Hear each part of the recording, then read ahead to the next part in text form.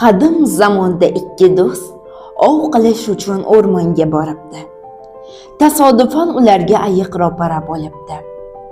Do'stlardan biri miltig'ini tashlab, yaqin atrofdagi daraxtlardan birining ustiga chiqib olibdi.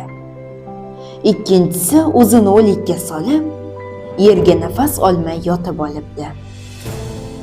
Ayiq yerga yotgan odamni hidlab ko'rib, nari ketibdi. Chunki ayiqlar o'liksa yemaydilar. Ayiq ko'zdan g'oyib bo'lgach, daraxtdagi ovchi yerga tushib, do'stining oldiga kelib hazillashibdi. "Og'ayni, ayiq qulog'ingga bir nima dedimi?"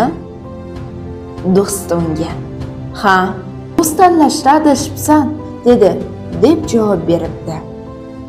Bilingki, yaxshi kuningizda do'stlaringiz ko'p bo'ladi. Lekin haqiqiy do'stlar safarda va tijoratda sinaladi.